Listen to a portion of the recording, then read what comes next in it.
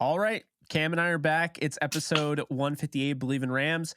And you're probably thinking, what are you guys going to talk about today? There's not a lot to talk about. There actually is. So Cam and I actually, we came up with a pretty good show plan today, and a lot of things we want to discuss. And whether that's, based on some rumors that are going around about a certain quarterback that puts mayonnaise in coffee going to the Rams, Sick.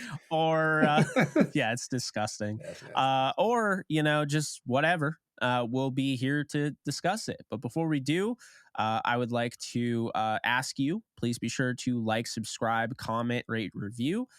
Cam has his own YouTube channel as well, so please go and subscribe to that. The link is in the description. And without further ado, I will read the sad read. So betonline.ag remains your number one source for all your sports betting, college basketball betting this season. Get analysis of every play, prop, and point at BetOnline. You'll find the latest odds, bracket contests, team matchups, and game trends at BetOnline. Updated odds for everything from live games, conference championships, right through the Final Four and championship game. BetOnline is your college basketball headquarters this season. Head on over to the website today or use your mobile device to sign up and receive your 50% welcome bonus on your first deposit. Be sure to use promo code BELIEVE to receive your rewards. BetOnline.ag, where the game starts. So Cam, we have the burning question. I really wasn't sure where to go with this one, but I feel like this makes the most sense because everyone's asking me every day via DMs, which, by the way, my DMs are open. I love it. But I'm just, saying, everyone's asking me every day, whether it's DMs or tagging me on Twitter or Instagram or what have you. Are the Rams going to like literally do anything, or should I just like turn off the notifications and just relax? And I'm never going to tell you to just turn off the notifications because this is a league that never sleeps. And you're talking about a team that's always in the headlines, the press clippings, whatever you want to say. They're always a team that you never know what they're going to do. Everyone thought they were getting OBJ, and then they got Brandon Cooks. There's all sorts of connection to them getting, this guy, and then they end up getting Jalen Ramsey, right? We've seen things change with the Rams. I've always gone by, not always, since Les Snead and Sean McVay have been there, I've decided to kind of just assume that really the Rams, that team, that anything can happen. And if it does, you shouldn't be surprised. So with that said, burning question. Will the Rams draft pick on day 2 of the NFL draft be their next move, Cam, or will we see them pull off something before the draft? Yeah, I think you just said it. Day 2 of the draft. That's a little too long, Jake. I think something happens before that. Just seeing Kevin Demoff, I know he just put a letter out. We recorded last week, and his letter came out literally right after we recorded. So I know one of the folks that do follow our, the Believe in Rams podcast, they jumped on and said, "Hey, what do you think about this letter?" So we're going to address that. I asked you what your thoughts about the letter. You gave me your thoughts, so we'd love to hear that live on tape. But for me personally, I enjoyed the letter. Number one, because on the previous podcast, we were like, "Dude, the Rams want to win. What are we doing here?" And so, we cover the Rams, but I think that letter was specifically for the season ticket holders, and it sat well with me because he went back to even the Brandon Cooks acquirement, right? Where Brandon Cooks, that was a couple years back. So I feel like he reached back in his bag and put down facts on paper. And number two, I think it's a great way to communicate. Sometimes when you're arguing with your partner, your lady, you're like, all right, let me just write some stuff out. Really write you a love letter. So hopefully you'll forgive me. I feel like this letter was that. And so just the way he kind of articulated some things, and what I really, just going back to your question, you talked about will something happen beforehand? In his letter, he mentioned, or we can focus on replenishing our draft capital and improving our long-term salary cap situation. And he said replenishing our draft capital. The Rams have 11 picks in the draft. I do think there's something's going to happen where they're going to either trade up and figure out how to get one of these edge rushers. I know we were talking about this. Hey, we need someone to provide a spark in this draft class. So I do think the Rams are going to make something happen beforehand because I do think that the season ticket holders and the Rams fans at some one point lost a little bit of hope. So I think the Rams are going to make a big splash, a big move. Jake, it could be right after this podcast, right? As soon as we're done recording, the big splash can happen. But I do think there's going to be a big splash, and the Rams are figuring it out. And just really quick, going back to the letter, Kevin Demoff did mention, he was like, we could have stuck with our other players and figured out how to restructure those contracts and take another shot at it. And after reading that, just the direction that they took, like, hey, we want to figure out how to kind of clean slate a little bit and make a run for the playoff, make a run for the NFC title, and then also the playoffs and the championship. I like that approach, Jake, right? It came in a letter format. I feel like it was a love letter, like, hey, don't leave me. I'm right here with you. So, I love the letter, and I'm curious to hear your thoughts about the letter and kind of what the Rams would do before draft. Cam, you know where I'm going with this. I think the question is, how far am I going with this, right? I have to say, the letter's supposed to make you feel good. And I will say, even I started to feel a little good reading it. But with that said, there are some things there's always a but, right? Look, I'm not hating. Obviously, this is my team since childhood and will always be my team. But there's the but again. Let's be honest here. This letter's coming out because there was a certain reaction that led to it. And the reaction, I don't have the numbers, but again, with the but, they're telling us straight up, like, hey, we're sending out this letter because people have decided to either move on from the PSLs and, the personal C license, either move on from that and move on from, going to the games next year and sell their season tickets, or they're considering it and they've voiced their opinions. They've sent in emails. This is a response. This is not, shooting first, getting out in front of a story, getting out in front. I think this is a direct response because we don't see this very often, right? I gotta say, man, I understand like they won a Super Bowl, but let's not say we have 3 picks in the top 77. Come on, guys. That's exciting. Like, all right, way to stretch that, man. Way to stretch that. So you don't pick until 36. You have a pick at 69 and you have a pick at 77. So you have 3 picks inside of 36 to 77. So you have 3 picks inside 41. The first, the last 41 picks, after the first 35. You don't have a first round pick. You did not get one for trading away an elite cornerback who you've had for 4 years and is going to go down as the greatest cornerback in Rams history when it's all said and done. Mm-hmm. He just is. Yeah. I mean, he's not on the team anymore, whatever. He's still going to be the best cornerback the Rams have ever had. So, okay. So like you only got a third and they say, I hear 2/3. Last time I checked, the car depreciates once it gets off the lot. Yeah. Hunter Long is not a 3rd round pick anymore. He'd be worth about a 7th. So you got a 3rd and a 7th for Jalen Ramsey. A 7th that you already know who it is and he's got a little potential. Right? Yeah. To me, I felt like it was kind of excuse making in a way. Like, okay, you're just going to have to deal with us going through this tough time because we got a Super Bowl. We brought a Super Bowl back. That's what our mission was. And like, you're going to have to understand if we're not as good this year, but we're not giving up on the team. We're not tanking. That's how I read it, is that multiple things are happening here. Season ticket holders are either writing to him or have already sold their tickets away. This is a response to that, being like, please don't do that without begging. He's explaining. One.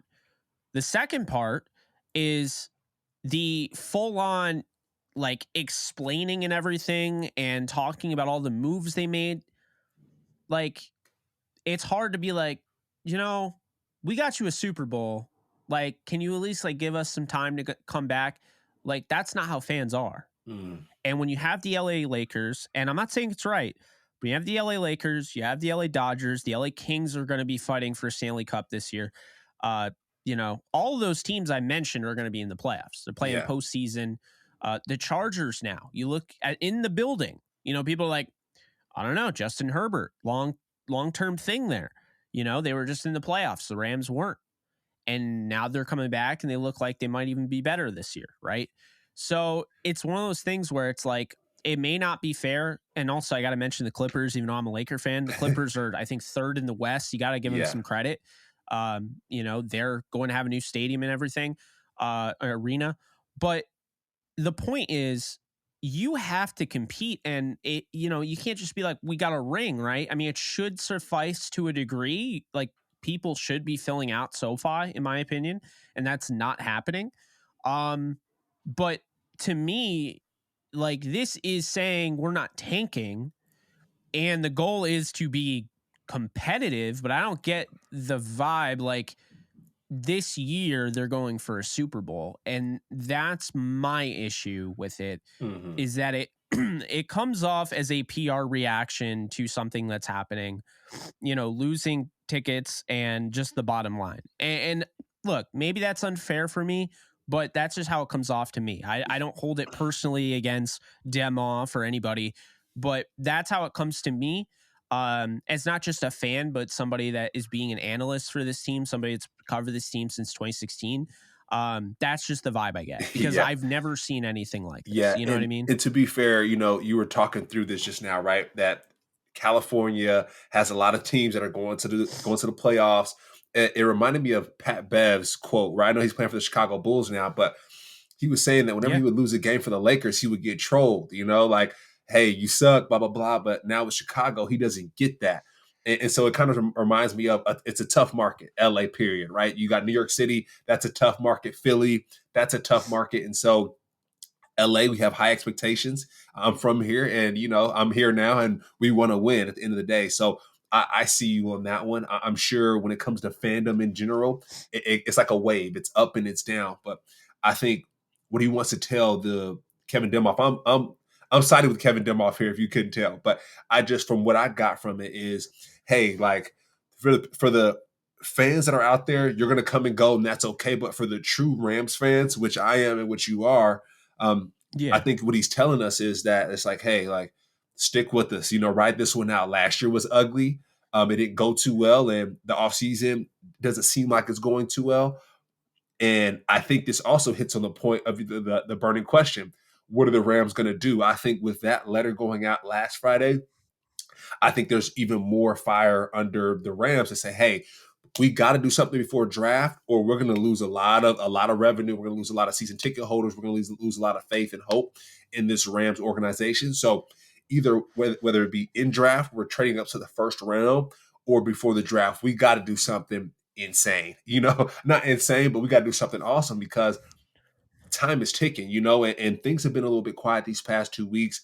After the Jalen Ramsey move, I know guys are doing their pro days, right? So they're out there crushing it. I know it was the NFL week, so all the owners meetings, right? So everyone was there. So I'm sure coaches are talking like, hey, who you got over there? Let me take some notes. And so I think right now is a lot of fact finding and a lot of soul searching.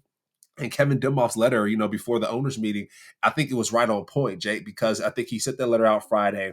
The owners meeting was the following weekend. So I know other teams have read that letter. They're like, ooh, the Rams, they're looking to trade something. They're looking to make a splash. So I think I have a feeling the Rams are setting things up for success, where I'm sure Sean McVay was at those meetings like, hey, guys, I know Matthew Stafford, he's fully healthy. He's ready to go. Cooper Kupp, he's ready to go.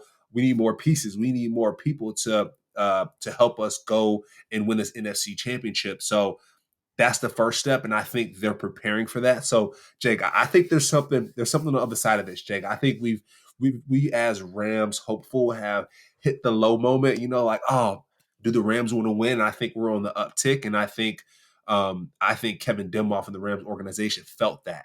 So I got faith, Jake. I got faith in what I would say too to the Rams fans that are kind of like, oh, sell my tickets. I'm done with the Rams. Don't come running when the Rams start winning now, Jake. Let's remember this moment, because the Rams fans that are selling them tickets and are like, oh, burn the jersey. Forget, if the Rams start winning this year, Jake, I don't want to hear no smoke. Like, oh, you know what? The Rams are kind of cool. Let me ask you guys. Like, I think this is the moment where it's like, hey, get on or get off because we're headed to the top. And if you're with us, if you're not, like, we're gonna see, but we're gonna make our way. So I know that's a lot on the letter, Jake, but I think it was really important to discuss because that's, like you said, we haven't seen that before, and I think we needed to see it at the stake that the Rams are in. So Yeah, it's I keep thinking about it, and it's like even with like the Jalen Ramsey trade, like it bothers me to let a player like that go, but he was getting paid a lot of money. I mean, that's your fault, right? If he's overpaid by your measure, you overpaid him. We mm-hmm. saw with the Giants, they rectified their situation. They saw the running back market. They just franchised Barkley, and they saw the running back market, and they're like, the franchise tag's quite expensive. I don't even know if Saquon Barkley's worth the franchise tag. So they actually rescinded the franchise tag, which I don't think you don't see very often, right? Mm. And I think at the end of the day, I think when you look at what the Rams are doing, it gives me some pause because you could say, oh, well, we did this and this. Okay, but why is Nick Scott playing for another team for $1 million? You can, why is Taylor Rapp signing with the Bills for less than 2 million? Why is David Edwards signing with the Bills for less than 2 million? Why is, Greg Gaines playing in Tampa for 3.5 million? You know, I think those are fair questions. You let your entire 2019 draft class, it's gone. And to me, that's an abject failure. It doesn't matter Mm. that you won a ring. It doesn't change the fact that your 2019 draft class is entirely gone. Mm. That means you failed. Mm. All those guys, at least most of them should have gotten second contracts. And it's concerning to me and it feels gimmicky because I saw the recent quote from Howie Roseman, and people forget, the NFC East for the last decade, there has not been a repeat winner of the NFC East. And I remember when the Eagles missed the playoffs, and they just weren't that great that year, or whatever. And Howie Roseman said falling off is kind of the easiest way to get back because it's you could start. Yeah, I'm paraphrasing. Obviously, I'm not like directly quoting him, but basically what he was saying is like, look, us being bad allowed us to turn things around quickly, and that's what I think the Rams are trying to do. My problem is there's no excuse. It becomes gimmicky to have zero cap holding next year, like have zero dead money and make that your big thing for next year and have all this cap. We're projected to have the most cap we've ever had. I'm sorry. How does that make the team better? I mean, now Nick Scott's playing for another team for pennies. Taylor Rapp's playing another team for pennies. Greg Gaines. I mean, you could say you really like the guys on the roster all you want. And if Greg Gaines got paid 8, if Nick Scott got paid 8, if Taylor Rapp got his calculated market value, per SPO track of 10, then yeah, by all means, I'm all for it. But to see those guys take so much less, to have the worst, compensatory pick, turnout that they will ever have. I mean, this is one of the worst years. The highest pick they're getting is a 6th rounder for a kicker. I mean, you could argue Matt Gay is the only one that I don't have an issue with because he was paid. He got paid for a kicker. That's a lot of money. I Yeah. get that. I'm not going to complain that they didn't dish out 5+ million for a kicker. But to let starting safeties that played and started in the Super Bowl go away for $1 million, I mean, that's just not really acceptable to me. And to me, I'm always going to hold things like that against the team because at that point you're saying picks matter because you're like, oh, we have 11 picks and oh, we want more picks, but then you're letting your entire draft class go in 2019, cutting Terrell Lewis and Terrell Burgess and Daryl Henderson. When the reality is you failed Daryl Henderson because you didn't know how to use him. Terrell Burgess never was developed properly, and Terrell Lewis, yeah, the injuries, but you took a risk. You never go after edge. In the one year you went after edge early on day 2, you drafted a guy with multiple injury concerns. I mean, I had an issue with that pick at the time. because I felt like, even watching him at Bama, the guy was always hurt. And sure enough, the same thing happened. So, I think it's definitely fair. Like with what you're saying, I totally understand, because that was the first thought I had, was like, okay, this makes me feel a little comfortable. But at the same time, I'm kind of looking at it and I'm like, it feels like an excuse. It feels like a nicely drawn out, uh, friendly excuse. It doesn't seem like it's a whiny or anything. It doesn't seem like it's being like rude or mean or taking anything out on the fans, but it feels like a friendly excuse. That's Yeah. how I would say it. Yeah, it sounds like a sorry. Like, hey, Yeah. sorry guys, like it is what it is, That Super Bowl you want this year? Hey, sorry, man. Sorry about it. Like, It's just you know, it's looking ugly right now. And I think too, another thing is allowing grace, because things got ugly last year for the Rams, and hopeful for this year, but things have been ugly. So really, just I think it's like, hey, like I said, when you tell your girl, like, hey, I'm sorry, like I did this, I did that. I'm sorry, I double clicked that Instagram picture. Like, I still love you. Can you still love me? Can you still rock with me? I think it's one of those. It's like, hey, like it didn't go well, but my past, forget my past. Let's move on for the future.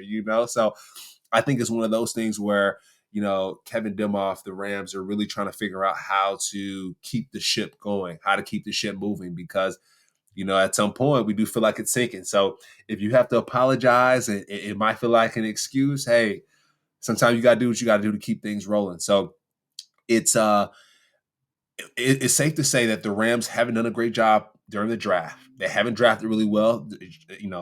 A lot of the 2019, the whole draft class is gone, and they're getting traded for or cut and then picked up for pennies. So it's fair to say that the Rams have not drafted well. So this draft, got to change that around. Kevin Demoff, we apologized already, so now we got to do better in this draft to make sure that, hey, these guys can stay long term, and then they can win right now. So that's step one.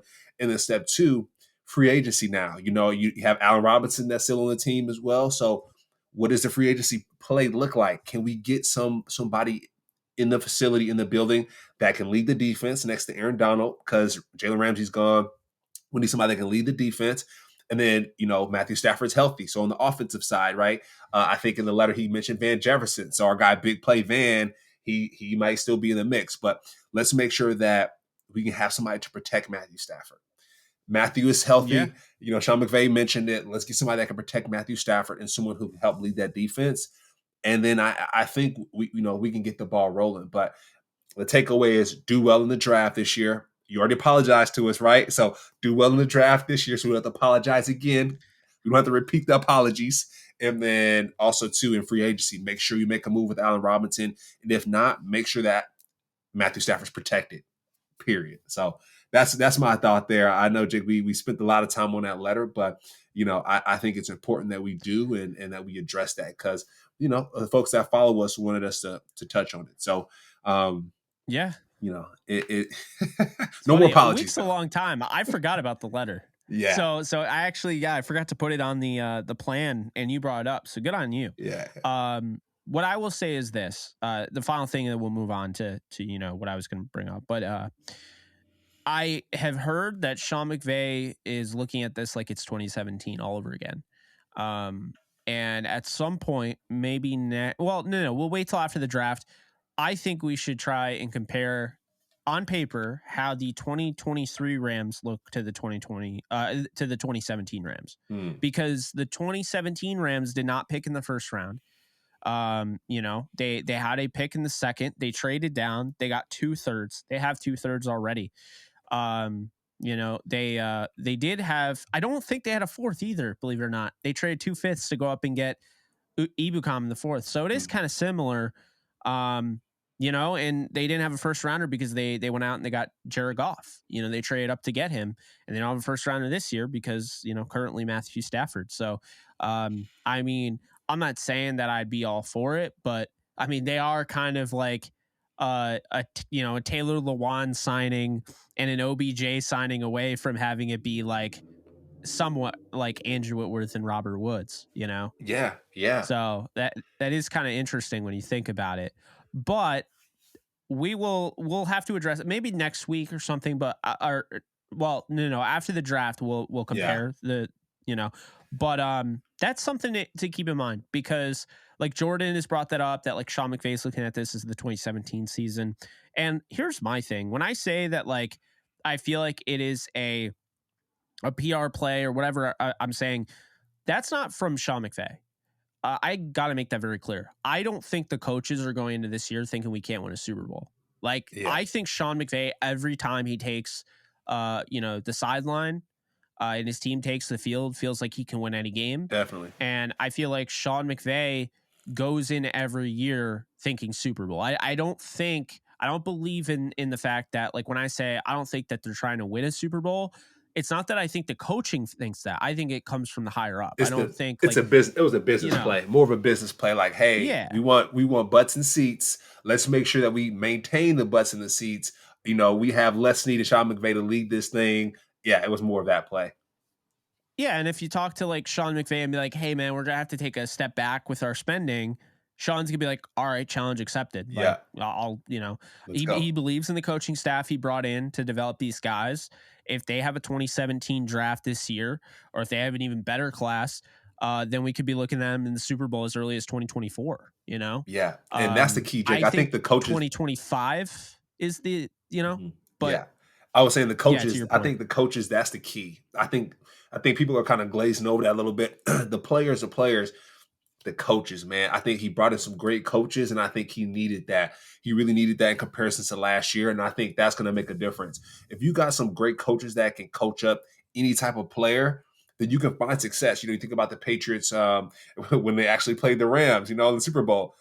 They had like Chris Hogan, they had Julian Edelman, of course, but they didn't have that much firepower. But I'm sure that coaching staff was A1. So I think that's the big part, is making sure that the coaches are sharp. So whatever draft picks that do come in, hey, stand right here and you'll intercept the ball. Stand right here, you'll catch the ball, right? Just so some of those simple things. So that's one piece I just wanted to put a pin in, is the coaching staff. I think Sean McVay is extremely confident in this new coaching staff to go win some football games, regardless of who's on the roster. I'll say this right now: if Raheem Morris turns this team into a respectable defense with how many talents went out the door, I never want to hear another thing up against Raheem Morris again. Real talk, Okay, yeah, that's I've true. been defending this guy, and without Aaron Donald, and with 3 out of his 4 top corners out, the guy just continued to bring it, and he kept them competitive. Like, the Yeah, reason we're like, oh, we almost won that game, that was the defense. The offense was yeah, pitiful last year. Well, let's be honest here. yeah. Speaking of the offense, there might be a way to inject some fire, some swag, Mhm, some electricity. And anytime you think about those 3 things, you're probably thinking about OBJ. Am I right? So mhm. uh, the Rams have given OBJ the framework of a deal they'd like to do with him.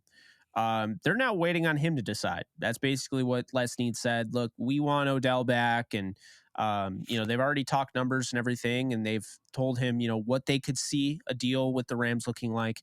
He's reportedly looking for 15 million annually, which I think he's worth when he's fully healthy. And I've, like, based off his play in the Super Bowl. A 3-year, $45 million deal sounds absolutely fair, but the torn ACL hasn't played now, Mhm. since the Super Bowl. I think it's totally fair for teams to be like, hang on a sec. This is a little too rich for my blood right now. If you do this year, I will pay you 3 years, 45 million. But right now, I don't know if you're worth that. So OBJ, and I've said this for a while, this is not a deal that I think is going to get done before the draft. Agreed. Cam, this deal is going to be so fascinating because it's really going to set a precedent for a player coming off multiple ACL tears, that has been a star, that has gone from stardom down to here, back up, that fell down again. It is really going to set a precedent for what somebody like that is worth. Yeah, I think you're right about after draft. I think what's important is the Rams figure out the draft first, right? Figure out the draft first. Figure out how to get butts and seats. I think that's a big part, according to the to the letter. get people excited about the direction of this program, get Matthew Stafford protected, make sure Aaron Donald is happy. He has some people to go to war with. That's really important. And going to the OBJ piece, you know, we talked about some lightning and some electricity being injected into this program, this organization. Whatever OBJ is asking for money wise, he's going to make that up just by being on the roster. Jersey sales, people tuning in to watch the Rams just because OBJ is there, right? Like social media, everything's going to go up because he's there, and that value is more than the $15 million per year. So I think when it comes to the Rams, let's figure out what we can do financially, and let's go a little bit higher, because what you're bringing to us, whether you're hurt or not, is more than what's on this sheet. So I think we should keep that in mind as well. So if the Rams are trying to figure out how to get people back in the seats, OBJ is the guy, right? He's the guy. But I think, like you said, after draft, figure out all the other pieces, figure out where Allen Robinson's going to fit, and then I think you bring OBJ, figure out how to make him as happy as possible, and you bring OBJ to rebuild for, like you said, that 2025 year where, hey, we've injected some life into our program, you know, and now let's figure out how to go get that championship. But and one thing I will say too is people are like, hey, are you going to win a championship this year? Yay or nay?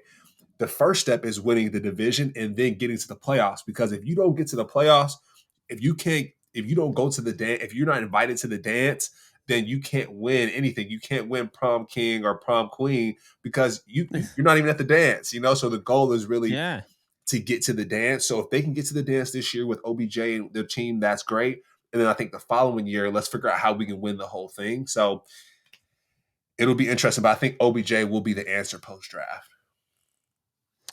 Yeah. Well, real quick on that, because you talked about the dance.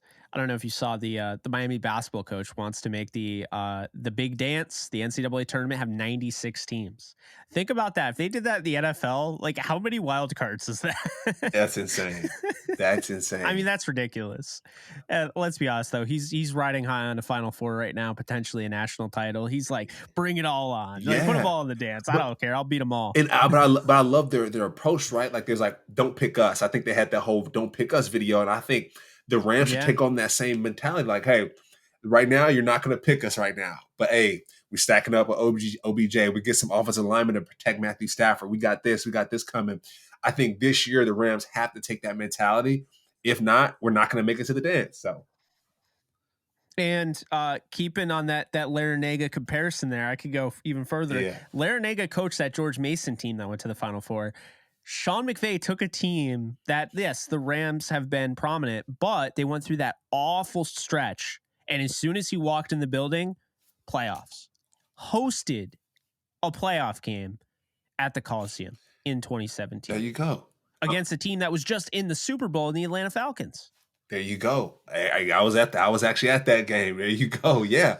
It's possible. I've seen it happen. And the crazy part about that season was, I think I told you this before on the podcast, when I got to the team, it was actually versus the Eagles versus Carson Wentz. I know we're going to chat about him a little bit later. When Carson Wentz got hurt that year, every game after that, the Rams had a takeaway on the first series of every game. I was like, yo, is this like a thing? Like, how is this happening? But I think it was Nikhil Roby. He was like, yo, Cam, we're getting takeaways on the first play of every game, and that really took things to the next level. So, if the Rams can figure that out this year, how to get we talked about this on the podcast, Jake, is last year we talked about Raheem Morris, the bend don't break, and I was like, what about takeaways? What about this? What about that? And now that Aubrey Pleasant is back there, I feel like he's going to bring that old mentality, like, hey, Raheem, I know you're doing it this way, but what about this way? In 2017, we had those takeaways. We made sure we were doing this, and this before every game. So I do think that's going to be a game changer. And I'm excited, like you said, after draft to go and review that 2017 team and kind of see, hey, what are the similarities and what does that look like? Because I think the Rams can be dangerous, right? Don't pick us now. That's going to be our theme, Jake. Don't pick us now because, later on we'll be dancing. Yeah, no, absolutely. And I feel like, it's funny because, like you mentioned, Nikhil Coleman, and it's like, I was like, they need somebody like that, but they have somebody like that. I mean, that's Jacoby Durant, Yeah. Yeah. you know, Definitely. That like big that play. fire that he plays with, the big play ability. He's a guy that you could tell he's going to get in your face. Like as he gets more comfortable, what does he call himself? The land shark. I Yeah. mean, like Yeah. I'm Sure. excited for his development. I feel like those are the little things that you could take away. Like I'm excited to watch him. I'm excited. They brought back Marquise Copeland. Love it. Wanted Yeah. to mention that. Big fan of his. And I feel like there are definitely some positives and like getting to see these young guys actually get to play. Like, is Ernest Jones going to take that next step? Like, this is oftentimes where we see him right now. This is oftentimes where like players that are good in the league, they just stay this level, and that's fine, right? They just stay. He's a third rounder. He doesn't have to be a Pro Bowler. He doesn't have to be a superstar. But this is when we're going to find out if he is. Yep. You Yep. know, Yeah, it's kind of like Anthony like Davis. there's Anthony Davis and LeBron. LeBron's like, "Hey, I'm hurt, my guy." Like Anthony Davis, you show the league that you're him. Not that Anthony Davis is like your Ernest Jones, but it's that time to show your stuff. Ernest Jones yeah, has he had to. they have to. Like the Lakers, we talked about him earlier, or talking about all the LA teams that will be in the playoffs. Lakers weren't going to be in the playoffs if Anthony Davis didn't rise to the occasion. Ernest Jones has to rise to the occasion. Yeah. Otherwise, like their linebackers are guys that we like. I mean, I like Christian Roseboom. I like Jake Hummel, but neither of those guys are going to be able to take over and be like the guy. I mean, we're talking about Ernest Jones, like the mentorship he had, like being under the wing of Bobby Wagner. That's why they brought him in mostly. Obviously, Bobby Wagner's a great player, but a lot of the reason I was told is because they felt like Ernest Jones having that, that upper guy, kind of take him under his wing. And the fact that Bobby Wagner is so like coachable and he's such a leader, it would work. And sure enough, I think it will. Now going back to the OBJ thing, he was at the owners' meetings. Yep. By the way, he was spotted talking with Les Snead. All signs are, pointing him to the New York Jets because I think he really wanted to play with Aaron Rodgers, but just felt like the Rams. I mean, he made the right decision. Let's be honest here. 2021. This is before Robert Woods tears his ACL. OBJ decides to sign with the Rams. Think about how important that signing was. Like before you just write this OBJ thing off, before you say he's just a locker room cancer, which he's already proven he's not, before you say we don't need OBJ, he's just old. We didn't need him then. Just think about it. That one decision altered the Rams. That could have completely changed the Rams. The Rams win the Super Bowl with OBJ. You can say, oh, well, Matthew Stafford won the Super Bowl without OBJ. He did. He had to adjust. But the beginning gave him kind of that push because they were starting to fade towards the end. Yeah. And OBJ was signed to be with Woods, to be with Kupp. If he doesn't sign with the Rams, Robert Woods still tears his ACL. It's not like anything changes. Unless like OBJ, when he was signing the contract, ended up he distracted Robert Woods, and that's how he tore his ACL in practice. There's no way that any of that changes anything. So the Rams would have been without Robert Woods, and OBJ would have been on the Packers. And who knows, maybe that sends the Packers past the 49ers and the Rams lose to the Packers again. We don't know. Yeah. So I just say be grateful. And if the Rams have any chance of bringing this talent to LA and they're going all in on the offense, I think he's 100% worth it. Yeah. He's already shown that he has synergy with Stafford, and we can't undermine what that means because we saw it this year. Him and Allen Robinson were not on the same page, and it cost him dearly. Yeah. Yeah. And another thing too that I want to bring up, someone mentioned to me that worked at the Lakers actually with Phil Jackson. And I know we're bringing up the Lakers and a lot of these basketball analogies, but we're talking about greatness at the end of the day. And so the Analogy Podcast. Yeah, Run the Damn Ball podcast. Yeah, there's a lot. So what he mentioned was just energy. Whenever on a football team, whenever Tom Brady goes to the Buccaneers, I think Shady McCoy said that, hey, he sent everybody a text like, hey, we're about to go win tomorrow night. Believe it. And the belief spread through the whole team at the hotel in the middle of the night, things of belief. Phil Jackson with the Lakers. I know he used to sage. Someone told me yesterday, actually, he used to go and sage the locker rooms. And even when the comms folks would come in to go lay the game information down in people's lockers, he would sage them too and say, hey, you can affect the energy in this room. And I do think when it comes to OBJ, he has that aura about him where, if as a teammate, if I know that OBJ is on my team, oh, we can go do anything. If I have Tom Brady on my team, oh, we can go do anything. And so he brings more to the table than what paper can show. And so I think people have to realize that he's going to bring that excitement. He's going to bring that, oh, we won a Super Bowl with this guy.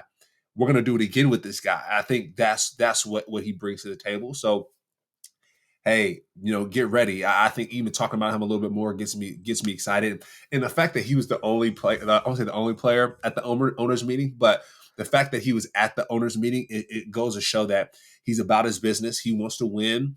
And the way he's moving, I was like, I could see him being in the front office in the future, right? I don't know if he'll be able to paint his, have his hair pink in the front office one day, but he's really strategic about his moves.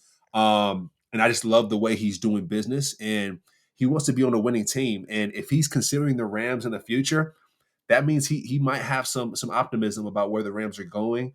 And then also think about this too, Jake, lastly on the OBJ piece. Wherever he retires is going to be important, right? Does he want to retire as a Los Angeles Ram? He won the Super Bowl with the Los Angeles Rams.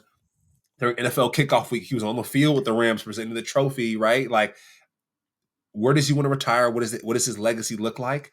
And then, does he want to be a Jet? He started off as a Giant. Does he want to end off his career as a Jet?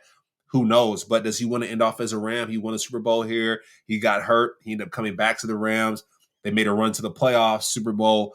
I think that storyline sounds a little bit better. I don't know about you, but I think it means a lot that the fact that he was at those owners' meetings and that he was locked in about his business. So I'm excited. More than 10 weeks they had his locker up.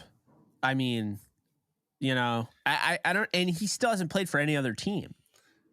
There you go. So I don't know, man. I think it's definitely it's the Rams and Jets. I'm convinced. When I hear the Ravens, I laugh. Who's throwing you the ball? Like, really, Odell? Who's throwing you the ball in Baltimore? Yeah, not Lamar isn't coming back. Lamar's not coming back. Yeah. No way. Like, why would you sign there? Yeah. So anyway, I don't buy that. But another thing I don't buy, Will Levis being a name the Rams are looking at. I don't buy it for a second. I understand why there, I talked about this a little bit on a live stream. I understand why the rumors are out there. Rams, they look at, Stafford, the injuries, concern, whatever, and they see Will Levis and they're like, this is the opportunity, a guy that was once up here on all the boards. No one knows where this guy's going to go. I mean, from like 4 down to even the second round is his range. I don't see him going top 3. And his offensive coordinator of the year, he killed it. Was with Liam Cohen, who has experience, obviously, the Rams, all that. Liam knows a lot about him. If McVay wanted to know anything about him, be like, hey, Liam, give me the deets on this guy, you know? So I understand why it's there. And then, of course, the Lions trade, which is what they're saying. It'd be the 18th overall with the Lions. God forbid giving the Lions more picks. That I would have an issue with. But trading up to 18, giving up the second rounder next year, and swapping the 36 to 18. No, it doesn't make sense. This is a team right now. You need the draft picks because the draft picks are 4-year deals on the cheap, right? If you develop these guys that are good value for 4 years, you talk 4 years, may not seem like a lot in football terms. Like, oh, it's 4-year. 4-year deal goes by like that. Yeah, but 4-year deal is now 2028. Yeah. Like that's what we're talking about here, right? So 4-year deals do matter. 2027, 2028. To me, like, if you're going to trade for a quarterback, yes, it makes sense to trade up into the first round because you get that 5th-year option, and the 5th-year option is a steal if your quarterback has developed. But here's who I would rather have, Cam. I'd rather have them go out and trade for Matt Corral, who was in last year's draft, who the Panthers no longer want. Please do something like that over, if you have to trade, do that over giving up top capital to go out and get a quarterback who I'm not as high on. I Yeah. really think he's a second rounder with a lot of concerns. I just think he's very raw, and I understand. Oh, you sit him behind Stafford, yeah, but I think they need to field a team. They need to draft guys to start like right Yeah. away Right because this now. team, yeah, like this. I mean, they're not like they may not be all in to win, but they're all in to have a team. They need to have 22 guys to put on the field and start. I just don't. I don't know how you could even justify to the fans, we're taking Will Levis. That's like when the Packers took Jordan Love when they're in the middle of a win now.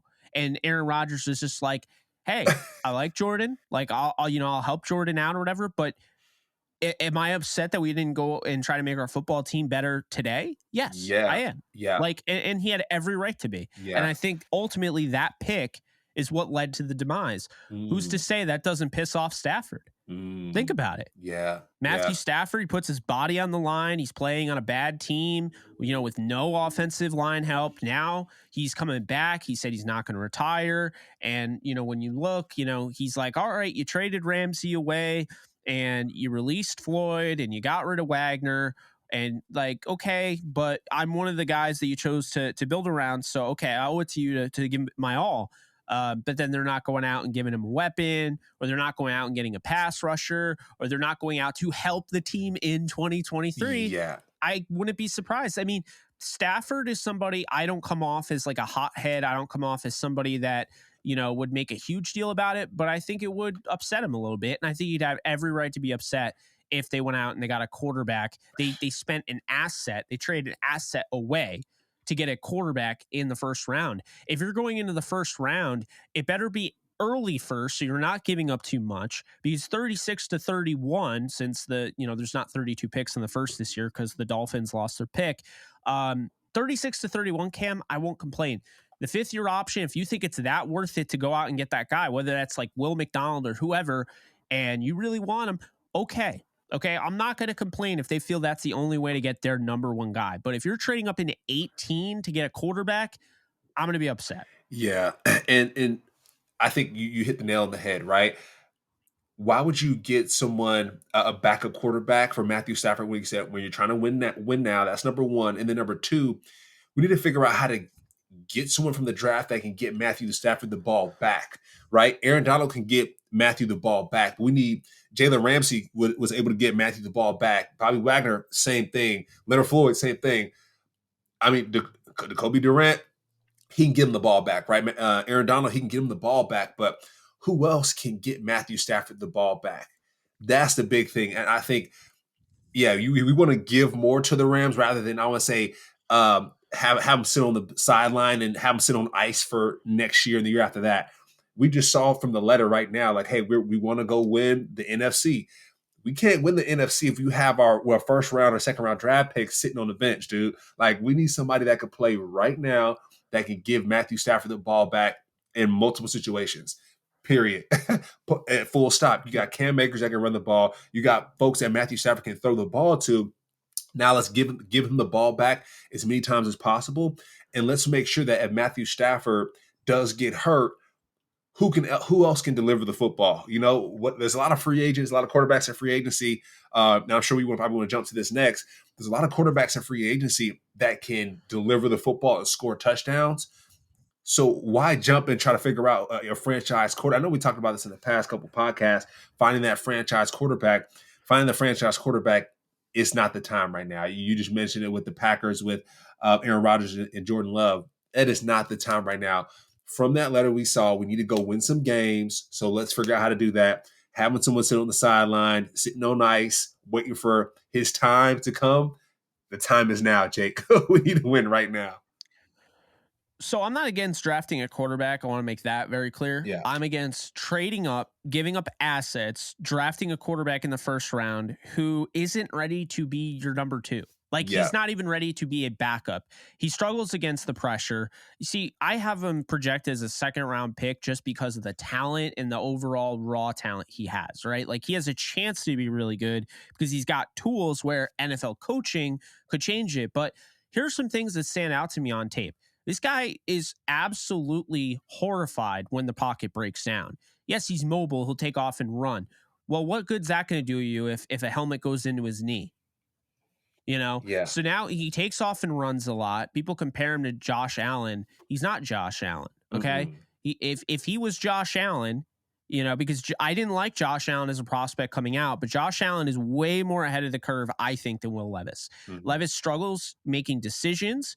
He struggles with making quick reads. A quarter of his throws came behind the line of scrimmage. That's not a guy that I want to be my backup, even. No. You know, that's not a guy I want to trade up and go out and get.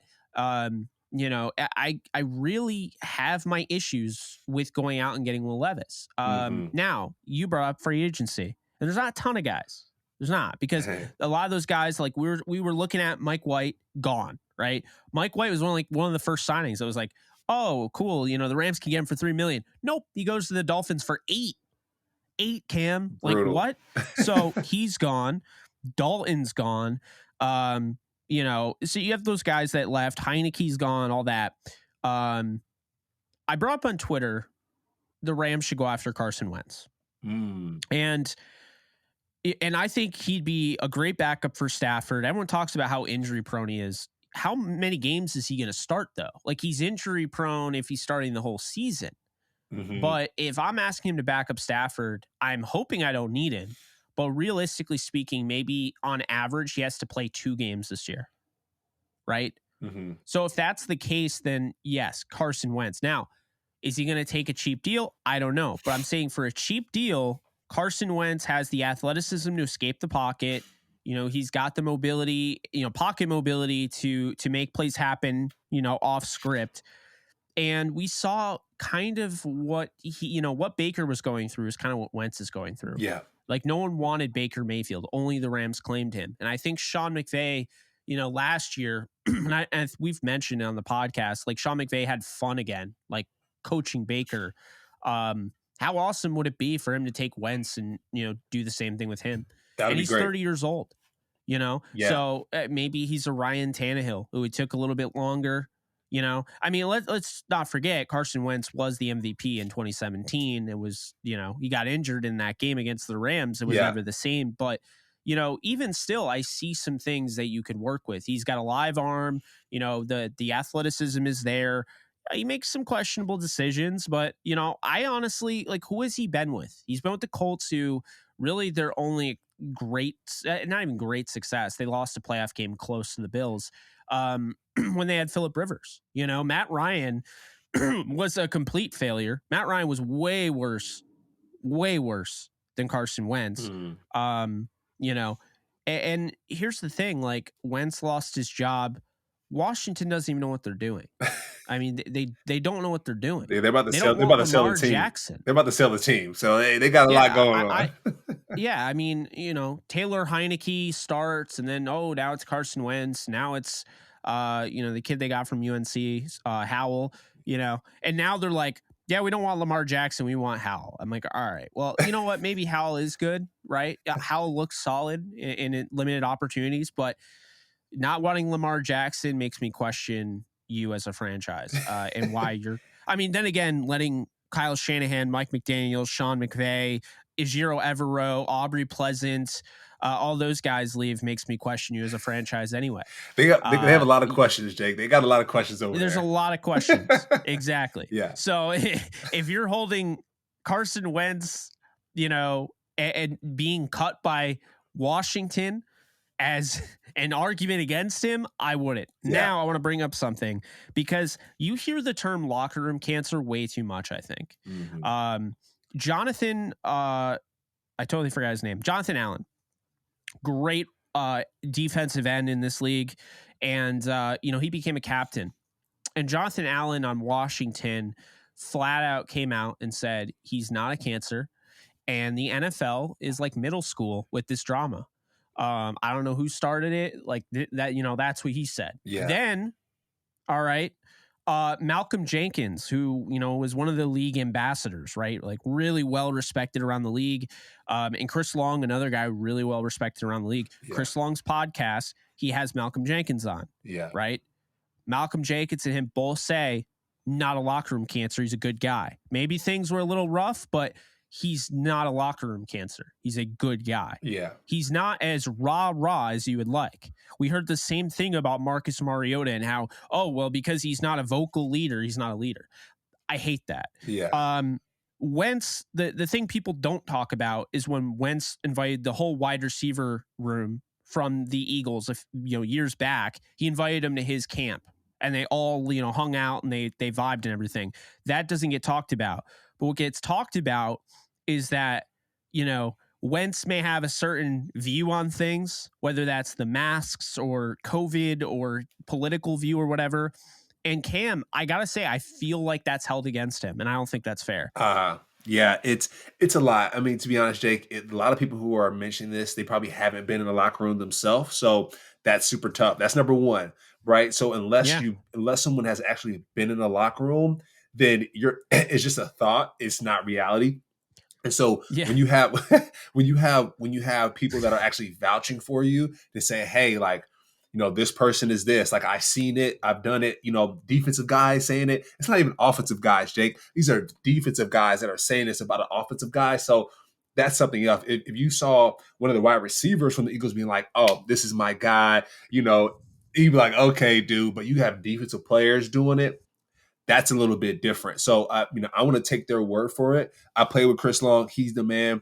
And then going back to the political views, right? So, I was with the Buccaneers, of course, like when President 45 said, hey, you guys take a knee, fire those, those SOBs. So I've been in locker rooms where that political divide is tangible, right? Like when President 45 was going up for election, some folks did vote for him, some folks didn't. And that divide, you can just cut it with a butter knife, in the locker room. So I've been yeah, in places where it's like that, regardless of Carson Wentz's views, his personality.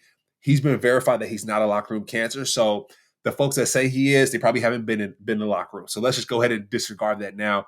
And then going back yeah, to number two, how about your tweet about Carson Wentz being a great fit for the Rams.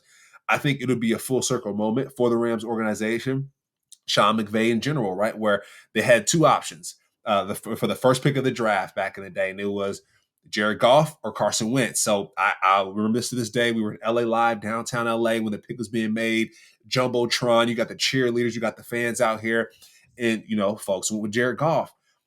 And some of the fans were like scratching their head, like, wait a minute, like Jared Goff. And you see the season that Carson Wentz had, the MVP season, he was crushing it. And it's like, man, I wonder at some point, when I was on the Rams, like if Sean McVay and, not Sean McVay, but our coaching staff, I wonder if they were like, ooh, we picked the wrong guy. So now I do feel like, I feel like there's a chance for the Rams to come around full circle and say, hey, I know you got hurt against the Rams when you played against us. We want to make sure we wiped it off the slate. We want to make sure that we elevate you here in this program.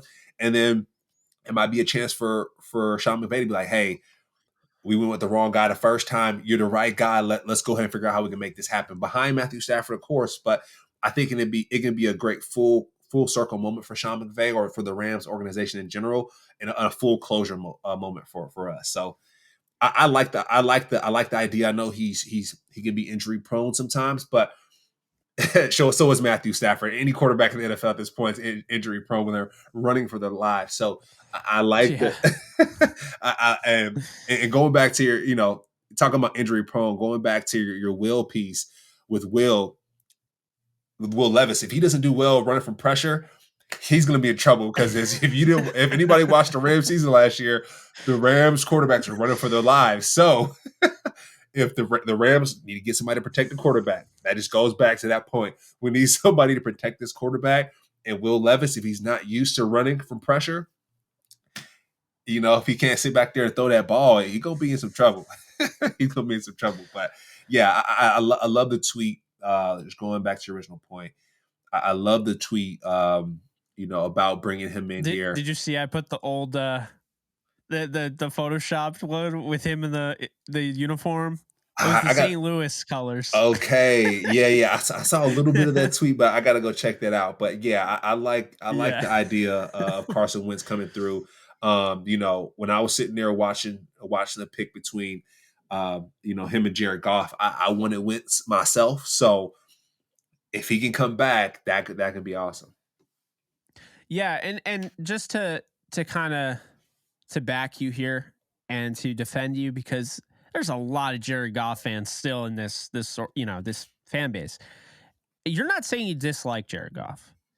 One. Right. And two, Jared Goff's not available. Like, let's just full stop. Yeah. Jared Goff is not available. So it's okay to bring up Wentz and be like, hey, he's available. He was just cut. If we could get him cheap, then this is how I think, Cam, is that if the Rams go out and get Carson Wentz for cheap, now you got a backup that has started in games, right? Started in legit NFL games. I'm not throwing out Will Levis and scared, right?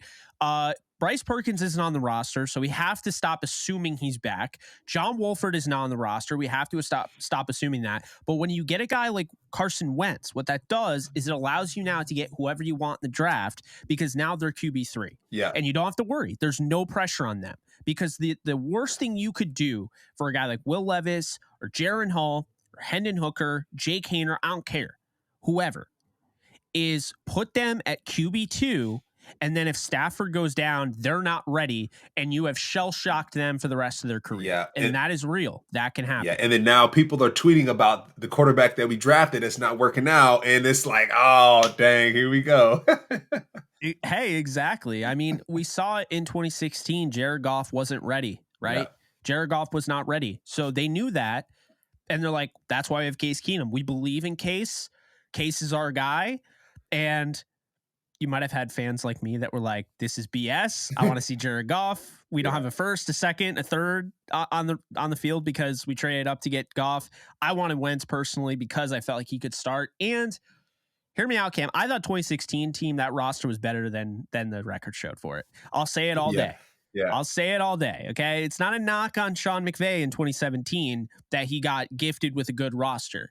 I'm not saying you guys were going to win the Super Bowl. Yeah. But that 2016 team was better than 4-12. Yeah. There were some unfortunate things that happened. And Case Keenum was 3-1 to start the season. He was on Ryan Seacrest's show eating victory waffles. Yeah. And then the poor guy goes from there to not winning a game the rest of the year. That made me feel so bad for him. Yeah. Really. Case is a baller. Case, I mean, he broke Houston's record for touchdowns. He's back in Houston. Yeah, and he's back in Houston, But yeah, to your point, having a solid backup is really important. Unfortunately, like you said, he went and ate waffles on the show and then lost every game after. It's tough, but there's probably a lot of factors that go into winning and losing. But what I do know is just going back to your point, having someone like Carson Wentz as a backup quarterback is really great. If you draft a quarterback as QB3, therefore he has two people to learn from, right? He has two people to learn from and take notes from. I think I really like that opportunity. And also, too, you got two people that can go win you football games. You got two people that can go win you football games, and you get a defensive player that can give them the football. It's a complementary piece there. One thing as well, Jake, I realized we got some specialists that we need to bring on board as well, right? Score some points. We're talking about this quarterback position. We also need some specialists that can actually put some points on the board. I know we talked about Matt Gay getting paid, but Matt Gay scored all our points last year, or most of our points. So we need somebody that can put some points up on the board in the specialist room too. Yeah, and I mean that was another one, because you look at, and I think I had mentioned to you, I had looked at the Eddie Pinheiro for the Panthers. He just got signed, and then they traded the backup kicker. I forget his name. Zane Gonzalez. Okay. They traded him to the Niners. So now they got their kicker, and the Rams don't have a kicker. So I think it's going to come later on the draft. I think the Rams will probably end up drafting a kicker. I'm not a big fan of it. I personally would just rather look in undrafted rookie free agency. That's where you got Johnny Hecker, but you got Greg Zuerlein in the 7th round. So maybe they're hoping they could find Greg the Leg 2.0. Yeah. Although Matt Gay, I would say, was everything Greg was. I mean, Matt Gay was a model of consistency, and he would just nail 50-yard field goals like it was his job, because it was. So I'm just hoping whoever they get is somebody that can hit those 50-plus yarders. I don't need a guy to be accurate and not have a leg. I need a guy to be accurate and have a leg. You don't need to have a 64-yard leg, but I'd like to know, if I have to attempt a game-winning 55-yard field goal, you're not going to miss it short. Like, please, like, I need a guy that can drill a 55-yard field Yeah. goal. I need a mental I don't war. ask for much. Yeah, I need a mental warrior, really, right? Like, we talked Yeah. about with the LA market, it's going to be tough. If you miss field goals, they're going to be on your Oh, butt, boy. period. So, Sam Sloman. yeah, Sam's, yeah, we won't have to jump too far on that one, but we need a mental warrior, somebody who's accurate. We don't need, like I said, we don't need a huge leg. We need somebody who's accurate, and we need somebody who's a mental warrior who can battle through adversity and score points. Period. That's all we need, because next year's gonna be rough, right? We're not gonna say it's gonna be perfect. We want to go to the NFC title game. We want to go to the playoffs, but we need somebody who can get us there. And like I said, it's gonna be a rough year. It's gonna be a rough year for any kicker that comes in. So mental warrior, that's what we need. Team's gonna have to score 40 points. We know this, so it's you also need a kicker to do that. Yeah. No, yeah, I'm glad you brought that up. I mean, I totally agree with you. Wrapping it up, I just wanted to throw it out because Allen Robinson's your guy. I don't know if you saw this, but they're, obviously you're still trying to trade Allen Robinson. But Sean McVay had a very interesting comment when he basically said, again, I'm not using a direct quote, but he'll do whatever he can to coach him up and get the best out of him if they don't find Love it. a trade partner. Love it. Like, he hasn't ruled it out. He's absolutely not against him coming back. A trade is something they're pursuing, and he's pursuing. But if it turns out that neither come back, neither of that comes through, then yeah, he comes back and Sean McVay is excited to work with him. Les Snead said that they would look at a different way of using him. So that's another thing.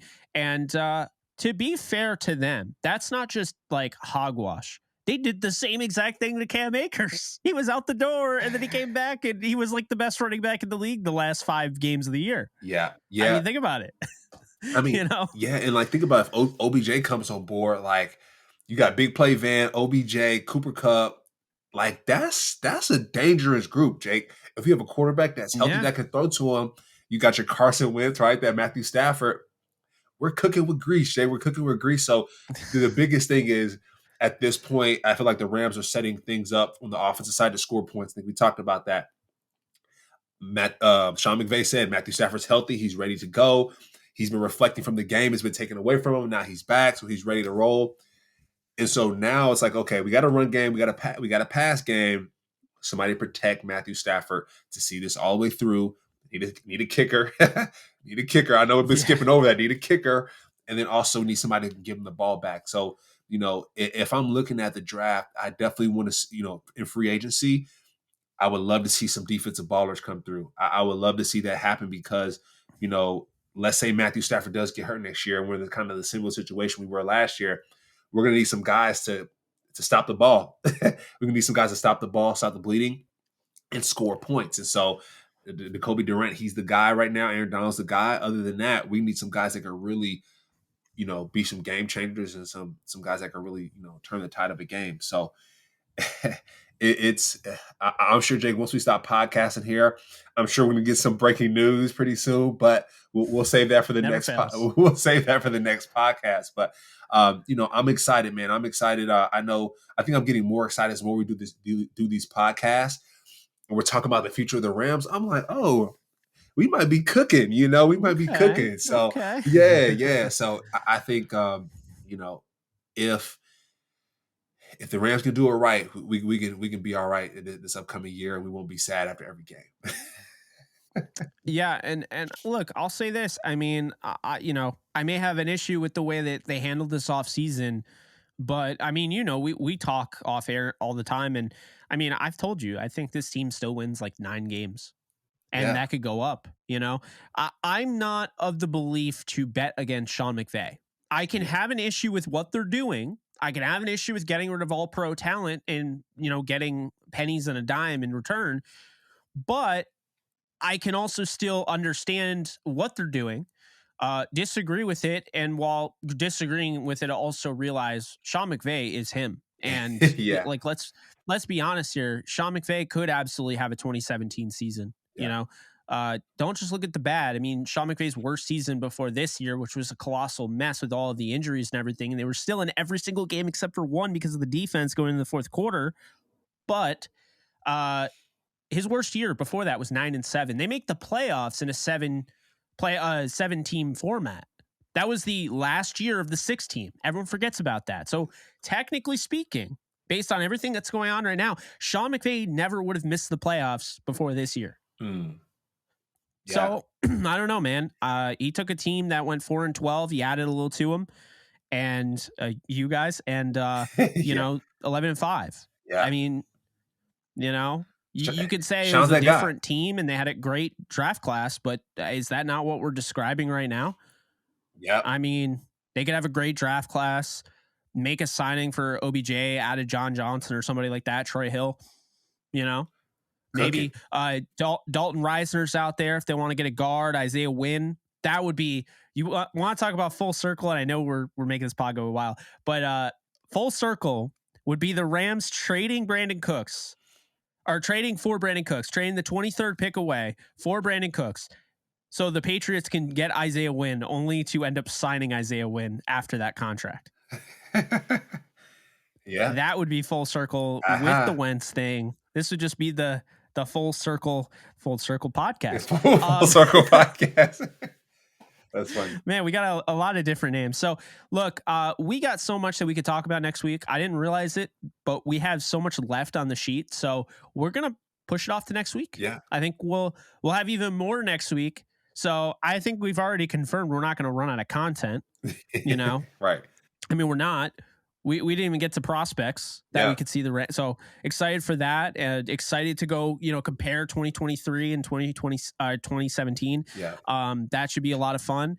But that's going to do it. Do you have any final thoughts, Cam? Yeah, I mean, what I liked about the last podcast is some of the folks were like, hey, what do you think about this? What do you think about that? So feel free to tweet at us and let us know like what you think and what you want us to talk about the next podcast. That was the topic of discussion for the first 30 minutes of this podcast when it comes to the Kevin Demoff's letter. So feel free to, you know, send us a message and let us know what you want to hear. Yeah, maybe we'll just throw mailbags in here too. I like it. I like a mailbag. Maybe next week we'll start a mailbag and get it going. Yeah. All right. How do we want to do this? So drop a comment below this YouTube video. Start with mailbag, all caps. Yeah. And your question. There you go. And all of those will be read at the very end of every show. There you go. New show idea. Boom. Let's go. We got it. We got all sorts of segments. We got your game ball segment when obviously the games are happening. Yeah. We got our burning question. Now we got our mailbag section. We'll call it something different. The Ram bag. I don't know. I like the Ram bag. Give us suggestions. Folks, give us some suggestions and we'll add it into the show.